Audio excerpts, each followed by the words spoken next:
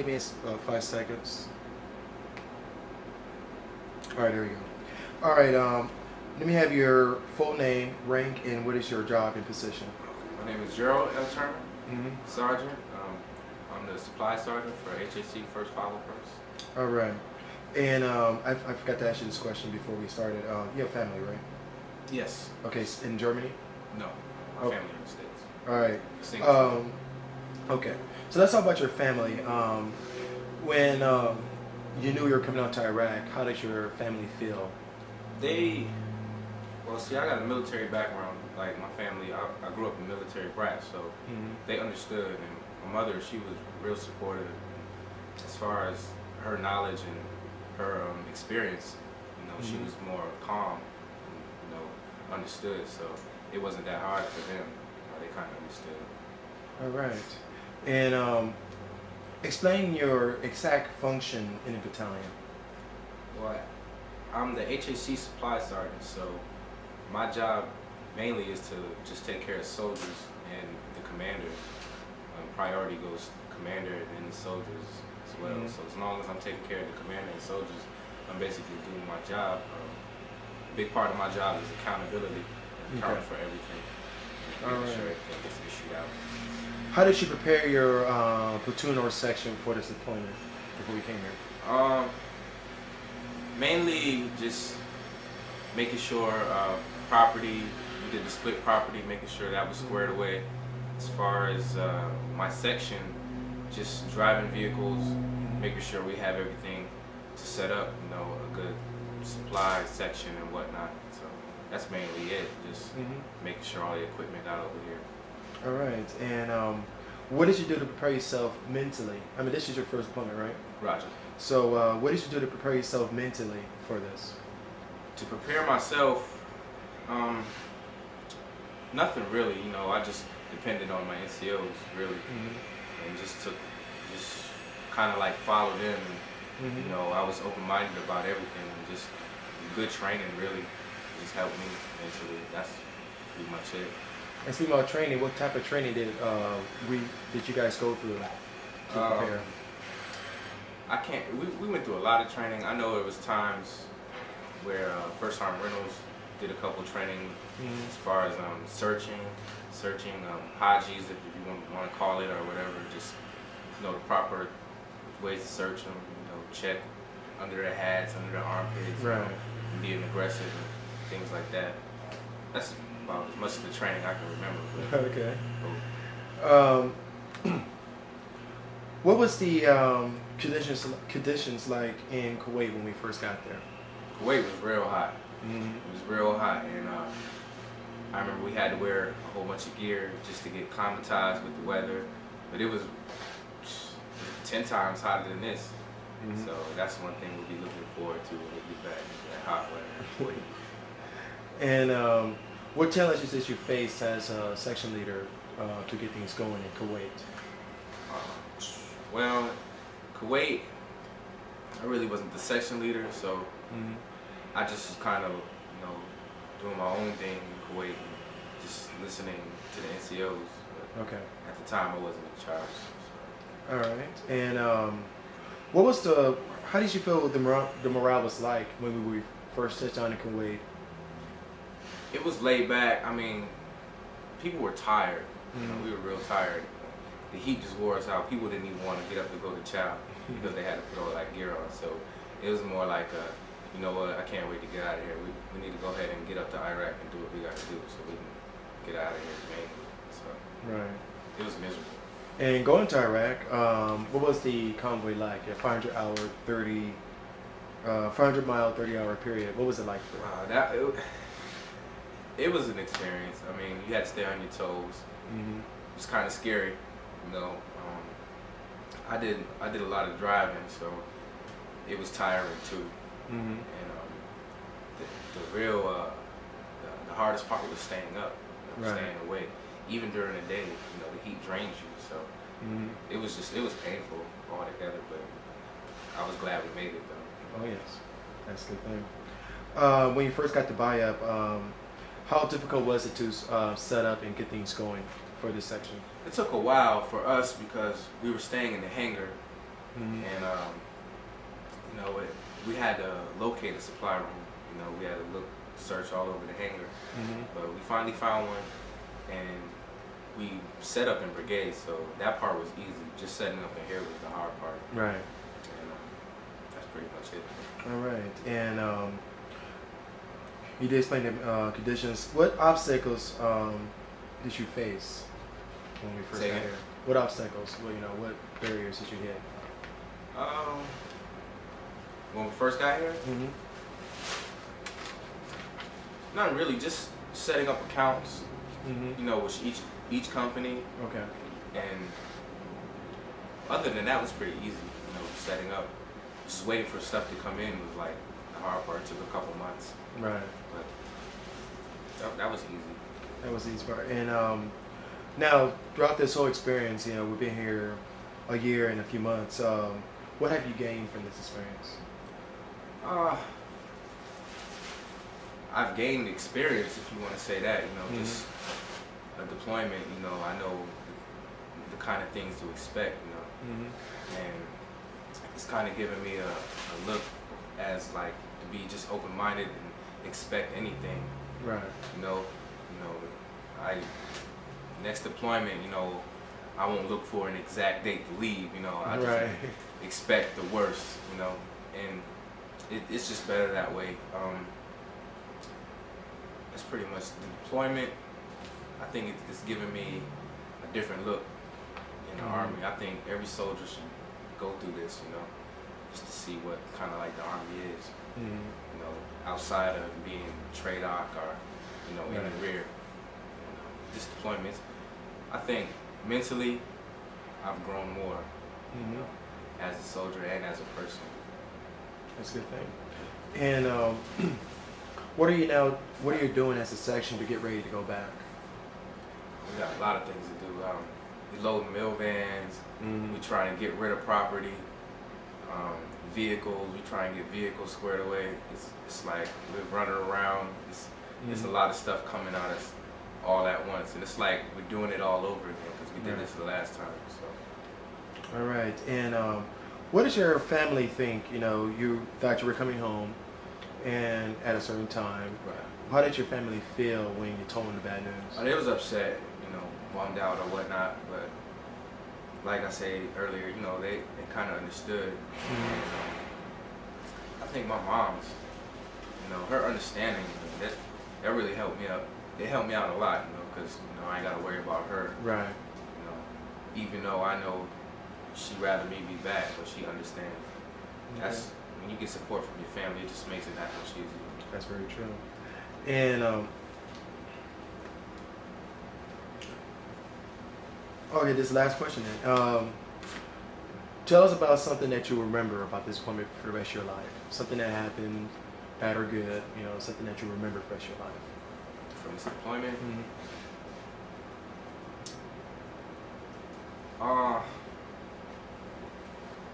I guess I'd say Costa. You know, he was just an all-around good soldier. And we lost him, you know, that it just made me open my eyes a whole lot, you know, because this is just like, it was painful, you know, to see him go, but it was like, you know what, I really, you know, they give us these rules for a reason, and, you know, I always just like, you know, abide by the rules that's given, and just take it like that. I mean, it's made for a reason, you know, to protect us. And he also taught me how to be strong. I mean, he left real strong, and that's always going to be in the back of my mind. All right. And actually, I had one more question for you when you said that. Okay. What was it? Damn it. Oh, once you get back home, what do you plan to do during your block leave? When we get back, I plan on doing a lot of relaxing. I might go to Italy, I don't know. I haven't even decided yet, but doing a lot of chilling. All right. Get back into the group of things. All right, sorry. I want to thank you very much. And thank you. All right. All right, go for it.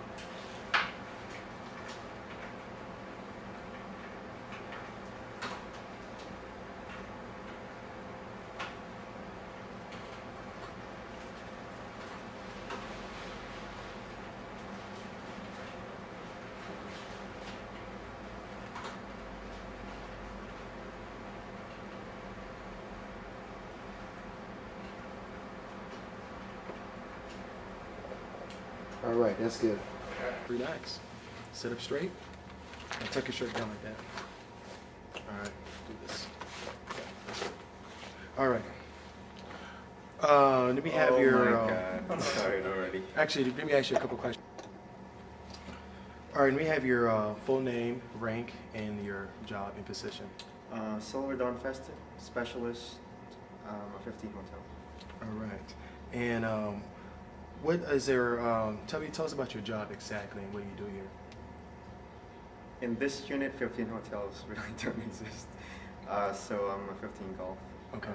Airfare instructor, repair. All right. Now, when you first heard you were coming out here, what did you do to prepare yourself for this deployment? I really didn't do much preparation because I didn't really know what to expect. I kind of just went around and talked to my parents, kind of like expecting to see them for a long time. That's good. That's pretty much it. How did your family feel about you coming out here? Very nervous, actually, especially my mom. You know how moms are. Right. My dad was for it because his family back home was in the military also. So. Oh, that's cool. That's cool. How did you prepare yourself mentally for this? Knowing that you're going to war. I really don't know. All right, that's cool. What are your expectations for this, and how does it compare to reality? I expected it to be, I don't want to say kind of like Hollywood, but it wasn't what I expected. It was maybe less stressful maybe in terms of I expected to be shooting at someone, or having shot at someone. But in a way it's a blessing in disguise, I guess. That's good. What were the challenges that you faced for yourself when you first got down here to Bahia? I'm not used to the weather actually. It's really warm down here and I wasn't used to living out in the field. I was used to porcelain and everything. Right. And the fact that I just got out of AAT and spent some time in Germany before I came down here was a little bit of a culture shock, I guess. All right. And you say it wasn't as stressful, but it was a high-paced operation. Do you agree? High-paced operations. Yes. Okay. So how did you deal with the high pace of operations here? I just tried to take it one day at a time, I guess. Not to worry about anything that's going to happen the next day. All right.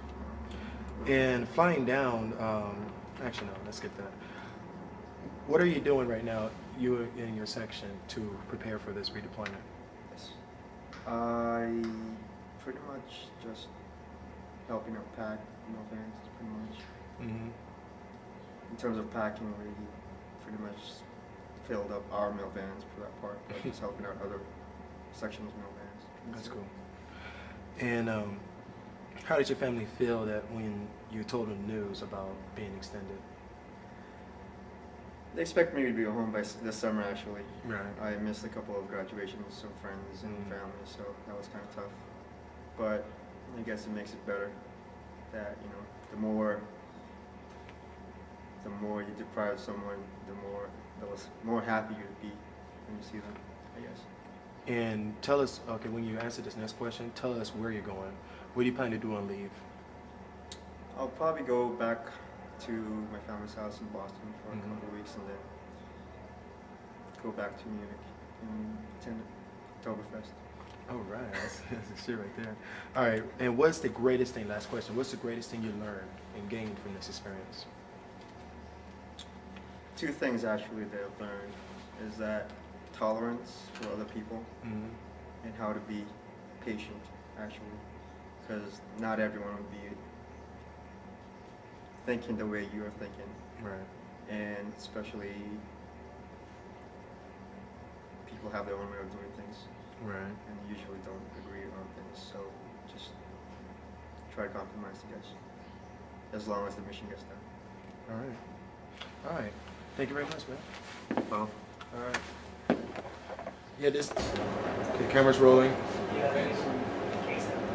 All right, just look straight at me, for Sergeant, and relax.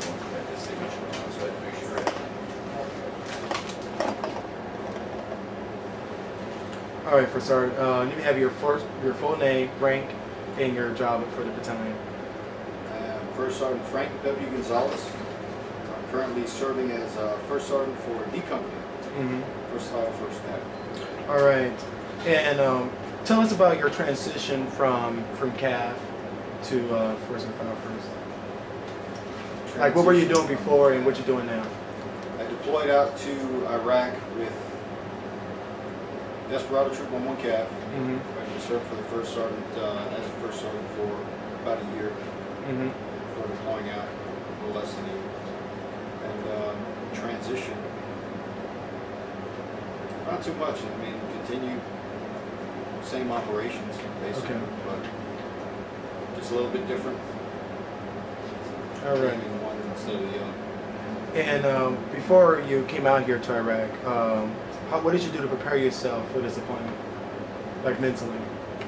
Prepare myself. Mentally, really too much. I mean, it wasn't a surprise. I was pretty much prepared for the deployment, but physically is where the challenges came in as far as preparing personal effects, what I was going to bring, and try to push that to my soldiers to make sure that they understood the same thing. All right. And you were were you deployed before, First Sergeant? Yes, I deployed with 1st Bat, as a matter of fact, to Kosovo in 2000. All right. So comparing Kosovo, what is the difference between Kosovo and being here in Baghdad? Well, the obvious first reason, well, first difference is European theater deployment versus a, Asian theater deployment, desert, and the extreme cold versus the extreme hot. Right. That's the biggest differences. But as far as the scale of the operation, this was a lot bigger scale and covered a lot more area where we were actually peacekeepers in Kosovo. We are here actually as combatants. Okay. Where we are the target, and down there we were just in the way most of the time. All right. And when you first came to Delta Company, how difficult was it for you to get into full operation to become the First Sergeant of Delta Company? It wasn't difficult at all. I mean, everything was already set up and running. I just had to step in and try to get my head wrapped around what was going on and what needed to happen and when. The biggest difficulties I had was trying to transition out of a unit in the swing of operations, get somebody new in, and then step into a unit into the swing of operations while there was somebody already here leading out.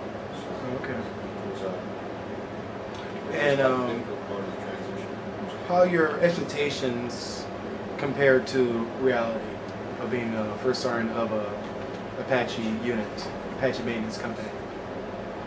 I didn't come in with any preconceived notions or expectations, so to speak. I mean, I did my homework, looking into what, purpose and function the maintenance company had, and talked to Sergeant Major and Colonel, and a lot of the soldiers I already knew.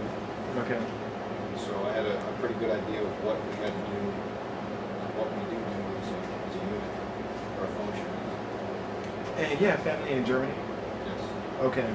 So how does your family feel about you coming home pretty soon? She's pretty excited. My wife is. The kids are. Of course, everybody's looking forward to the end of a long deployment. Yes. The whole reason I extended in Germany to begin with was to avoid Korea. So that was, All right. And do you guys have any plans for when we return to go back and leave, on block leave? Plans are to get the hell out of here as quick as possible. And we found out we are staying with the task force through longbow transition now. Okay. So I put in my paperwork for waiver of the stabilization period, so I can report in September and kind of be the advon for the whole task force or battalion. Okay. Do what I can to. And let's do more questions. So First Sergeant, What were you, how did you and your family feel when you first heard about this being extended? I mean, knowing that they're expecting you home at a certain time, now you're not home. How was that for you and your family? The hardest part was telling my wife about it. Mm-hmm. You know, she was the first one I told once we were authorized to tell anybody. Right. I had found out a little while back from all the rumblings, different levels, different people I know, but I couldn't say anything, of course, because all I knew was the perpetuating rumors, which I didn't do. And so I kept it to myself, but then when it finally came down to, hey, it looks like we're really going to stay, then I just tried to, you know, crash control, and try to stay motivated, and try to stay, you know, keep my head in the game, stay as that stable entity for my guys. Okay. That was what I was more worried about, was my soldiers over there in the unit, the troop, versus, you know, the effects it's going to have on my wife and family in the rear, where I'm not there to impact anything.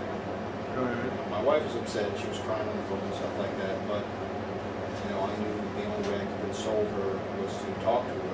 I couldn't be there with her, so, you know, it's like, you know, something I always go by is, why worry about something you can't do anything about? That's true. So, you know, if I couldn't stop anybody from trying to kill us, then I'm staying here longer, and there's nothing I can do about that either. So, what are you doing right now to keep the soldiers motivated to the end? I mean, we're almost coming home, but we still got to keep things going. So what are you doing to keep them motivated? I'm trying to, right now, you know, transitioning into the unit, I'm trying to focus on cohesion and keeping the unit together, thinking about each other, you know, treat it more as a family instead of just, you know, soldiering this unit or soldiering that unit. I want everybody to understand we're all one family, one unit. And that's the biggest thing I'm trying to impress upon everybody is one team, one fight. Cohesion is, you know, paramount. If we start to fragment, we'll lose it. Okay. And it's this so close to the end of this rotation, I can't afford to do that. Okay. All right.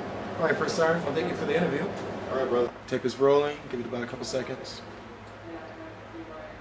All right, sir. Let me have your full name, your rank, and your job. All right. I'm First Lieutenant Dallas Clements. I'm the SIGO, or the Signal Officer, 1st to 5 of 1st Attack. And sir, can you please explain your SAC function for the battalion? My primary function is I'm an advisor to the Colonel on all matters of communications, whether they range from radios, HF, VHF, UHF, to telephones, to SATCOM, to computers. It's pretty much everything. All right. And when you first came into BIAP, what was it like getting into a unit that's already in operation here? Well, I had a lot of time to work with 1st Battalion from when I was at brigade. Originally, I was supposed to come to battalion before the deployment, but because Captain Heister, my predecessor, got stop loss, I rather than have 2 SIGOs in battalion, they came as assistant brigade. So I saw a lot of things that were going on at 1st to 5 and 1st Attack, and had plenty of crossover time with Captain Heister. So. Oh, okay. And what did you do to prepare yourself mentally for coming here? I was ready to go the minute I found out that we were going. I had just gotten to Germany and I didn't want to get too settled in if I knew we were leaving, so it didn't seem like the deployment could come fast enough. I didn't have to do a lot to prepare. Okay. And how did your family feel about coming out here? Well, of course they were apprehensive about the dangers that would be involved, but I think they know that things are pretty safe here on BIAP. We have occasional rocket or mortar, but more likely than not, there's not going to be a big problem for us here. All right. What challenges did you face as a leader once you got to 1st and 1st Combo Section?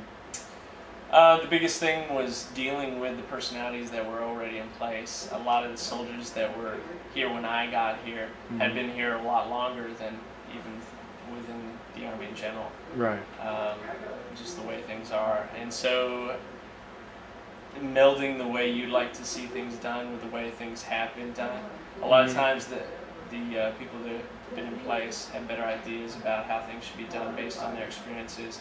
But at the same time, sometimes we fall into ruts.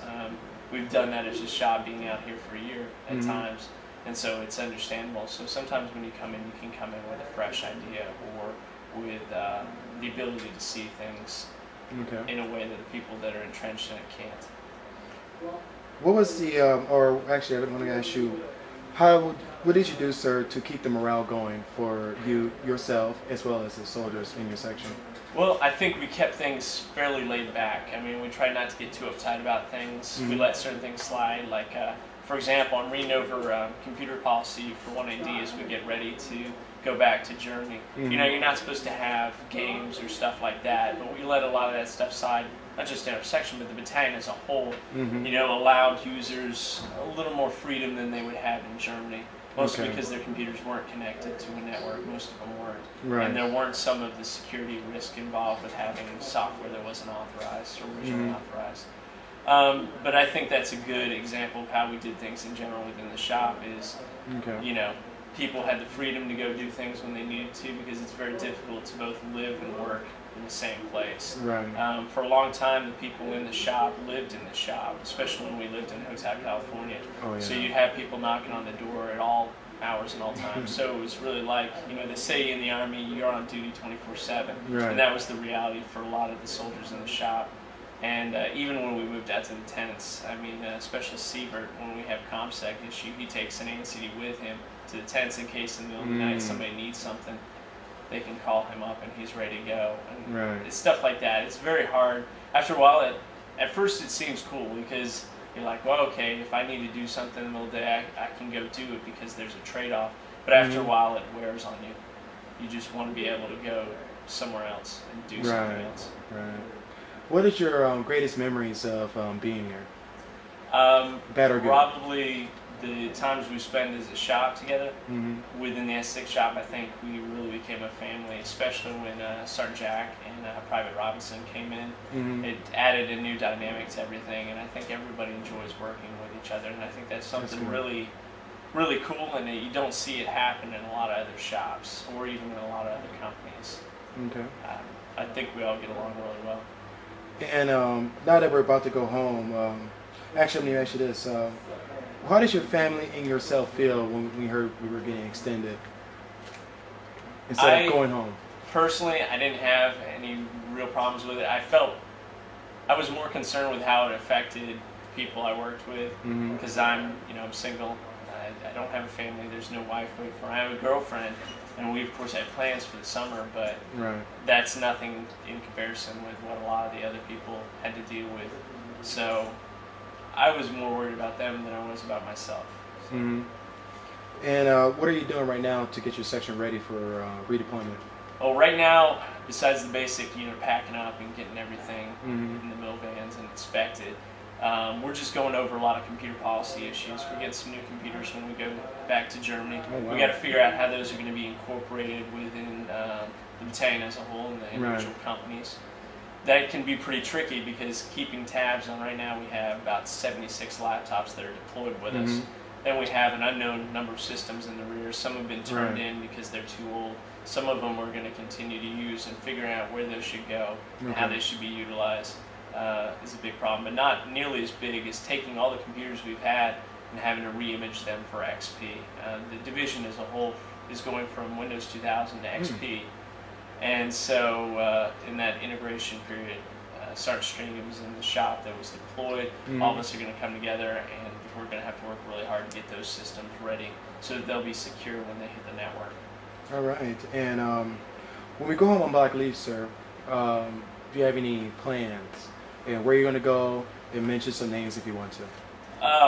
I had plans when we were going on the summer. Like I said, for me, it's not coordinating with a wife or children who are in school. It was a girlfriend who's in school, and so we had planned on going to the Italy and France and all that stuff, and she's going to be back in school by the time we get back, so that's kind of out the window. So I'm going to go back to the States and see her, and probably stop in to see my family as well, my mom and dad. But I got to see them over block leave too, so that wasn't too long ago. All right, sir. I want to thank you very much. All right. Thank you. Thank you. All right, just look straight at me, and you heard the questions already, so you already know. Let me turn the camera. Relax, sit back, and just look at me the whole time. Don't ever look at the camera. Let me have your full name, rank, and your job, please. I am Jared M. Sievert, Specialist, United States Army, and I am a Signal Support System Specialist, 31 uniform, soon to be 25 uniform. All right. And tell me your exact function for the battalion. Like, what is it that you do? I basically help upkeep and maintenance of all the radio systems and minor computer operations. All right. And what did you do to prepare yourself mentally for coming out here? Actually, I didn't really have to do a whole lot of preparation. Mainly just telling the family, getting them prepared. Myself, there wasn't really a whole lot I had to worry about. So how did your family feel about coming out here? Probably the same as everybody else. Didn't really like it a whole lot, but not really their choice in the matter, so it didn't really take the bad with the good, I guess. All right. And what type of training did you have to go through to come out here? Just the basic classes and stuff like that, preparation for the weather and the environment, pretty much. That's about it. When you are coming out here in Kuwait, what were the living conditions like at that time in Kuwait? One giant circus tent type thing, everybody living in there together. It wasn't as bad as I had actually been expecting, but it's all right. It's just hot. That's about it. All it is. In fact, what were your expectations compared to reality and being here? I was actually expecting a lot worse from stories that I'd heard and the news and everything like that. People were living out of their trucks and stuff like that, and that's what I expected. But it was a little bit more built up when we got there. So. And how was the convoy like down to Baghdad International Airport? Long, boring, and tiring. That's pretty much it. We didn't have any. Luckily, we didn't have any incidents. So besides the occasional breakdown and unfortunately getting turned around a couple times, but luckily no incidents that happened. Yeah, that's good. That's good. How did you deal with the high-paced operations once you stepped foot in Bayab? As the shop as a whole, we did pretty good setting up. Got everything up and going within the first week. I think everything was up and going, including network and everything. So it wasn't that bad. It took us maybe a couple days after we got extended to get set up again. So as a shop, we worked pretty good. How was it at first in Bayab compared to how it is now? Living conditions and work conditions. It was really bad when we first got here. Living in the hangar and everything, we had nowhere to live. Birds, pigeons crapping on your head and stuff. It wasn't all that fun. But now that everything's gotten built up a little bit better, we're in a lot better shape now than what we originally came here with. And right now we're about to go home. So what are you doing right now to, as a section, to get ready to go home? My LT pretty much covered that before. Just imagine that you're talking by yourself right now. Preparing for networking and stuff when we get back in Germany. Preparing for all the systems to go back and set up in Germany. And how do you feel personally that your social's going home, and how does your family feel? Now that we've been extended, they were originally looking forward to me coming home, and now they're getting used to the fact that I'm not going to be there as soon. But other than that, it's same old every day. All right. And what's the greatest thing, this last question, what's the greatest thing you learned from this experience? How to deal with constant changing. No matter what they tell you or whatever, you always have to be prepared for something different to happen. And that's probably the greatest lesson I've learned is nothing's certain. So everything changes. So that's probably about it. That's a perfect, I like that answer. I'm going to use that. All right, thank you very much. Camera's rolling. All right, let me get your, just look at me. Let me get your full name, rank, and job, please. My name is William Mark Dufour. I'm a rank specialist, and my job is flight operations, but I'm currently working my additional skill identifier, which is Q2, which is ELSA. All right, and can you explain your exact function in detail, what you do for the battalion? My exact job is I inspect and fix the helmets, I inspect survival kits, first aid kits, and their vests. All right, and I'd asked you this before. Do you have family in Germany, or are you single? I'm sick. All right. Let's talk about your family. How did your family feel before you came out here? Nervous. They felt really nervous when we come out here. Understandably. Mm-hmm. And what did you do to prepare yourself mentally for this appointment?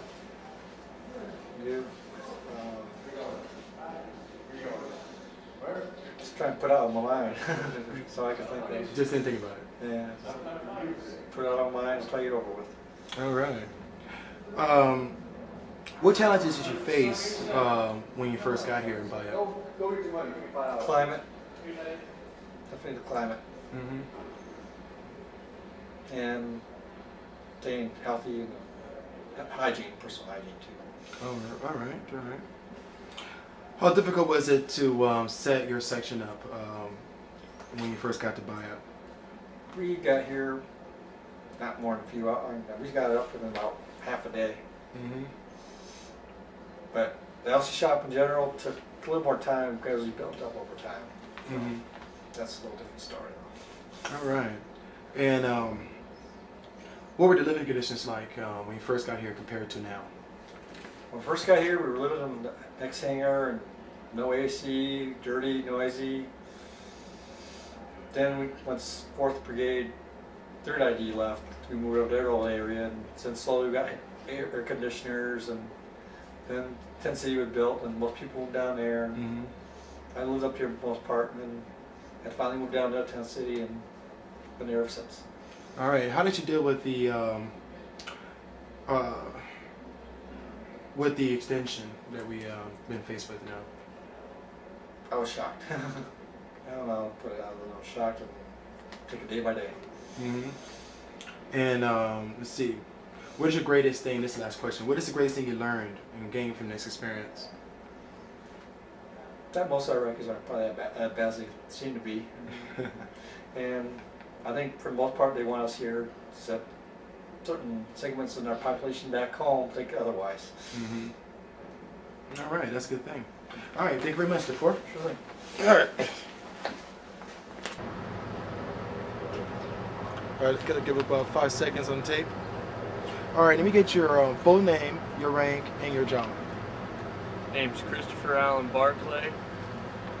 I'm a PFC in the United States Army, of course. Mm-hmm. And I'm an AH-64 Apache mechanic. All right, and explain your full function for the battalion. Well, I pull guard duty and work on Apaches as needed and launch the aircraft. All right. Now, what did you do to prepare yourself mentally for the deployment?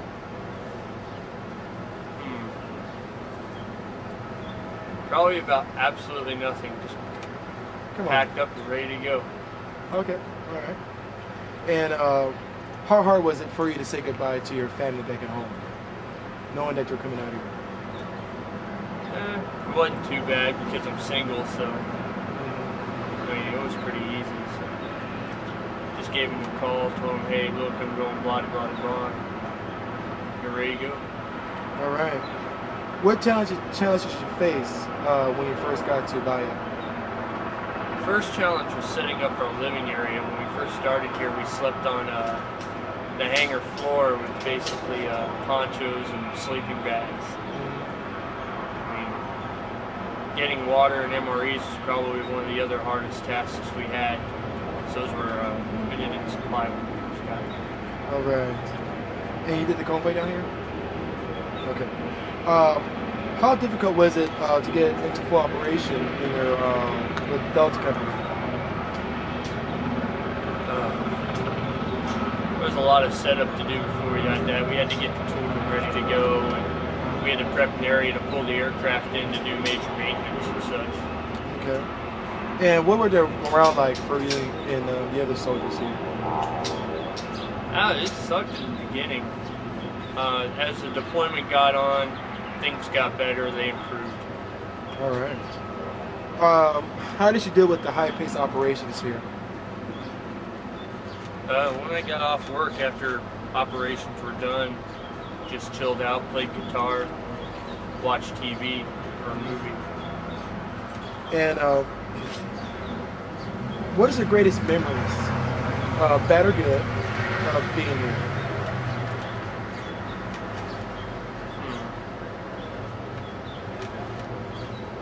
have to say the greatest memory of all would be coming to Bravo Company and starting to work for them. It's changed my life a lot since I've been here. All right. People I've met. All right. And what are you guys doing right now to get ready to redeploy back? We're getting ready to mail our stuff back home, pack up, hopefully get the hell out of this hot climate. How does it feel going home? I mean, now that we're going home. It feels great. Can't wait to get back to Germany and then Florida afterwards. Oh, yeah. How does your family feel? Have you told them yet that you're probably coming home pretty soon? They're really excited. They can't wait to see me. You know that. Same with all my friends back home. And two more questions. What are you planning on doing when you get back, and also say where you're going to? Well, I plan on going back to Florida. Probably start working on my pilot's license when I get back there. Private pilot's license. Okay. And what is the greatest thing you gained from this experience? That's a tough one. I'd say I've learned to cooperate with people a lot better since I've been out here. Definitely a lot of camaraderie out here. All right. All right. Thanks a lot, man. That's it. That's probably the worst interview in the world. For about 5 seconds. All right. Sir, let me have your full name, and then when you say your name, spell it out, please, and then explain your job. Malcolm, M-A-L-C-O-L-M, Ellison, E-L-L-I-S-O-N. All right. And explain your job working for Raytheon or Vortex. I'm an aircraft worker repairing sheet metal. All right. And when you knew you were coming out here, how did you prepare yourself for being out here in Bayou? Well, I was here prior at Q West prior to coming here. Spent a few weeks away adapting to this weather. Okay. And what was it like for you being at, the temperatures and all that? What was it like for you? Hot. Yeah. Real hot. And where's your family at now? Tennessee, Clarksville. All right, so tell us about your family, and then when you say about your family, say they're from Tennessee. And how do they feel about you coming out here? They wasn't too happy about it. They didn't care for me coming over here. Yeah. And I had to come. All right. And how do you feel about coming out here? Well, I prefer to be in the States. I prefer to be in Clarksville, Tennessee. All right. And what is how does your expectations compare to your reality coming out here? Well, I had a little higher expectation. It's up there pretty close to me. Okay. So it's pretty close. That's good. How difficult was it for you to get, since you weren't here at first, to just jump into already in operations setup here? Wasn't kind of used to it. Traveling, moving around, one place to another. We get there when we start working the meter. Okay. Kind of an old thing. What now compared to this war here and your previous deployments, and make sure you explain everything.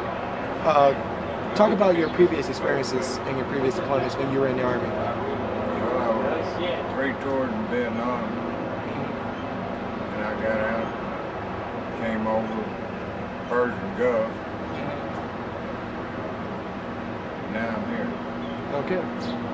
And how do you compare the difference between the wars then and now?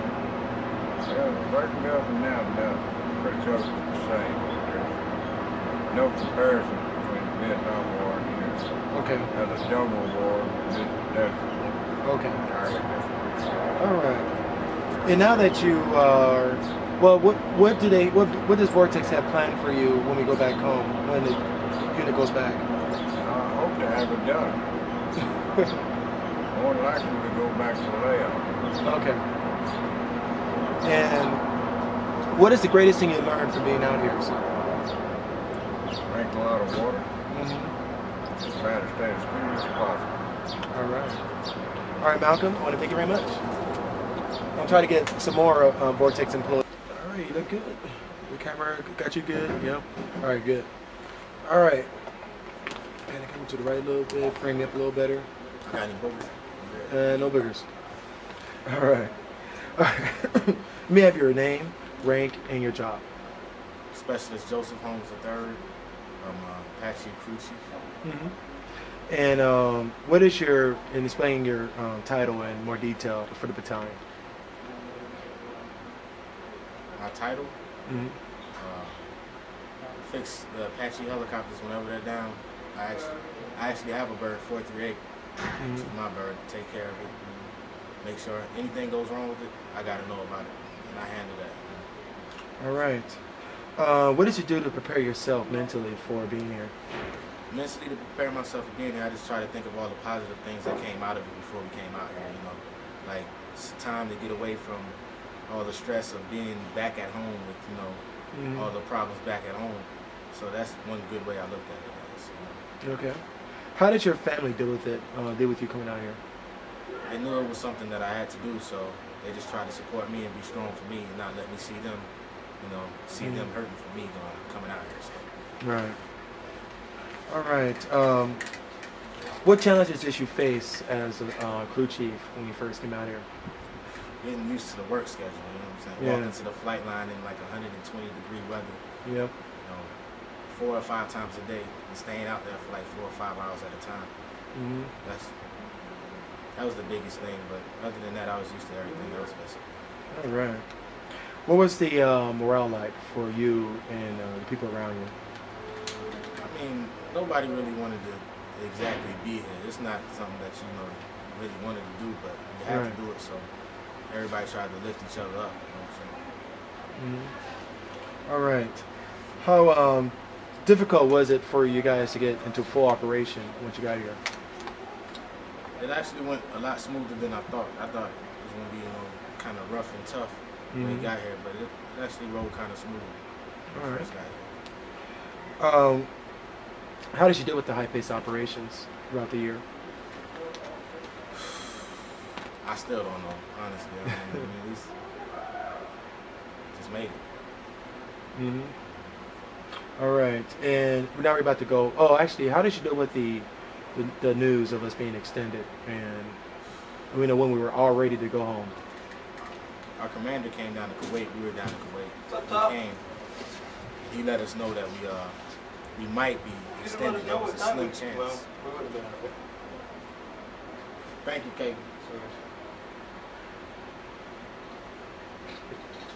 All right, cool. All right. So how did you deal with the extension? I mean, say the whole thing again. Repeat the question. Yeah, how did you deal with the extension when we first heard the news, knowing that we were going home and all of a sudden we're still here? I was mad. It felt like, a dream, like a nightmare, like, nah, it can't be true. But after we got on the convoy coming back, that's when I realized, yeah, it's going to happen, so might as well deal with it the best way I can and just be happy to be here. All right. And what are you guys doing right now to prepare yourself for redeployment? Right now to get ready for it, I'm just trying to get everything around when I get home so that I can just relax, Nothing else to think about but being home. What do you plan to do on leave? Huh? What do you plan on doing? A lot of partying. A lot of partying and visiting. A lot of partying and visiting. Family? Family, friends, just anything. Where from? South Carolina, some in Alabama, and I was going to make a trip to New Jersey. So. Okay. All right, and the last question is, what is the greatest thing you gained from this experience?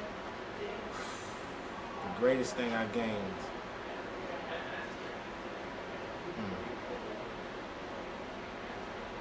I would say peace of mind and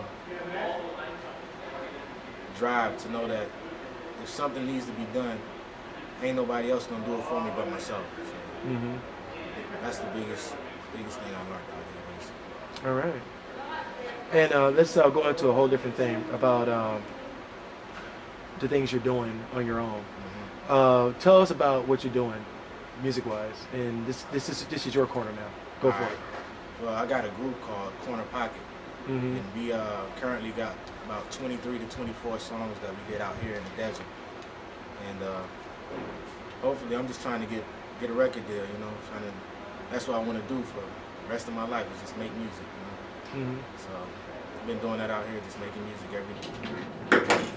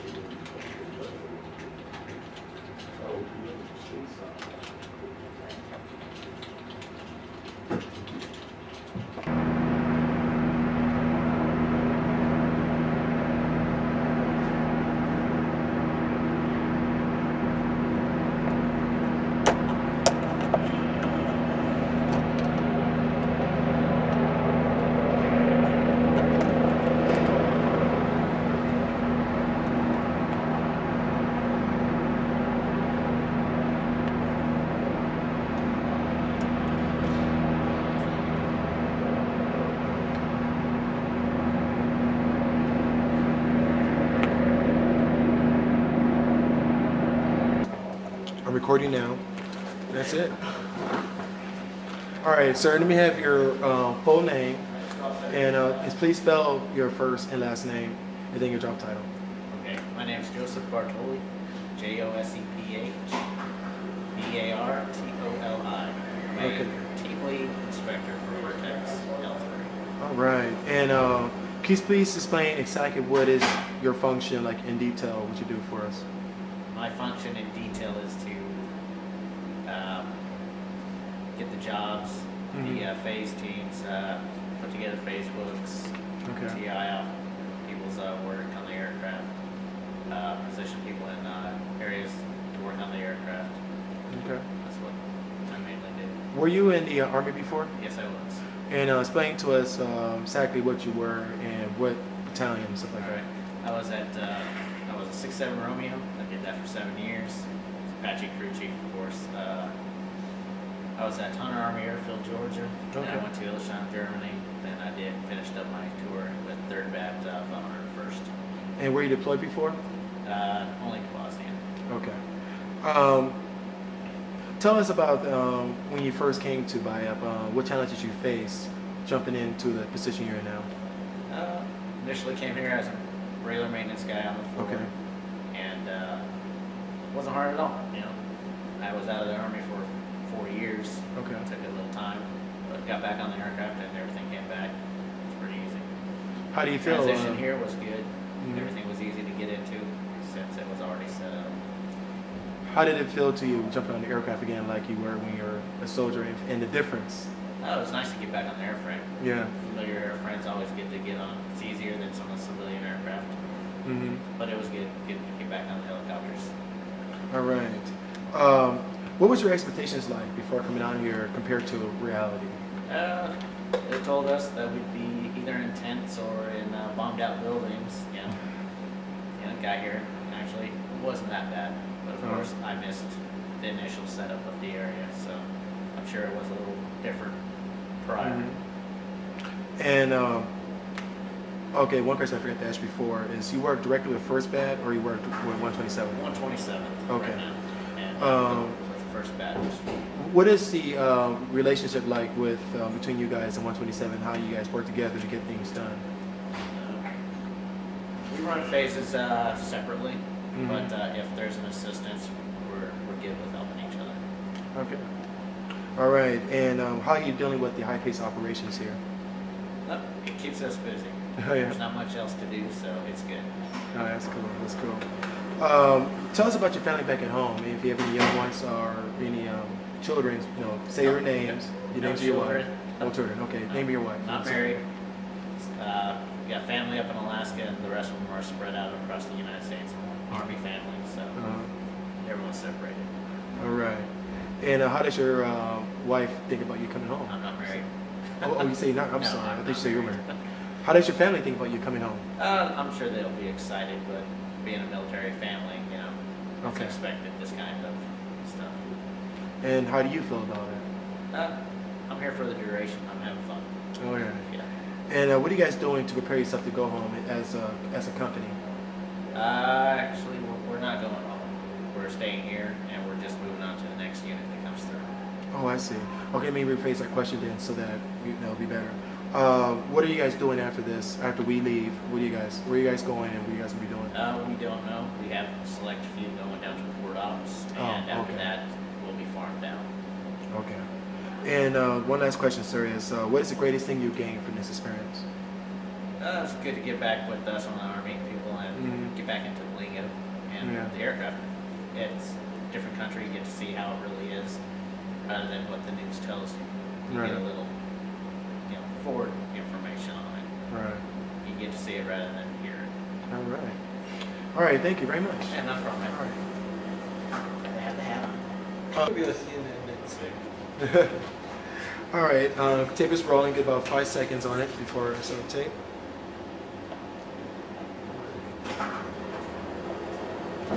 And your brightness is good. The color is good. All right. Cool. All right. May you have your full name and then spell your name and then explain your job as well. Last name, first name. Yes, either way. All right. Name is Richard Harada. Hirata. And I'm from California. And explain your function for the company you work for. I work for L3 Vertex, and I'm just Apache mechanic around here in Ohio. All right. Now, when you're learning that you were coming out here, how did you prepare yourself mentally for being here? They just tell us get ready to come up here and help first AD. Oh yeah. Let's get on the plane and get up here. All right. So that's And what was your expectations like compared to reality? this place ain't that bad. The other places I've seen or heard about. It's all right place. Were you in the Army before? And explain like the units you've been to, and if you've been deployed, explain that. And also explain like what was your job, Apache mechanic, obviously, or if you were crew chief. So what was the Army experience like before? Me, I got a little over 20 years aviation experience. Was it for Apache, two-star back in Germany. Okay. And then I was a pilot for 4 years. Oh. 5 years. And I was in Hawaii for like 4 years working on Colts. Okay. And what is the difference between being deployed in the Army and then being deployed as a civilian? Being a civilian, it's a little bit easier on us because we don't really go on convoys. And mainly we get up here on C-130s or 47s. Okay. It's the main things, difference in all that stuff. It usually gets up here when we get up here, not the politics. How are you dealing with the high-paced operations here? Keeping it up to make sure we get all the aircraft all the time for you guys to get back out in the field. Right. Keeping us busy. What are the maintenance things that you guys should do on the aircraft? We just do a regular phase on it, just take it apart, maybe every 250 hours we have a phase, bring it in, do mainly maintenance on it, just get it back so they can fly another 250 hours. Okay. And it's I'm a Apache creature too, so but I mean people don't know. So what is a phase exactly? I mean why do we do phases? Just make sure all the components, or we have TBO changes, or we have any stuff that's got to be changed. Or Look at me, sir. All right. And I forgot my question, but we don't have time. Sir, may I have your name, rank, and position, please, sir? I am Captain Matt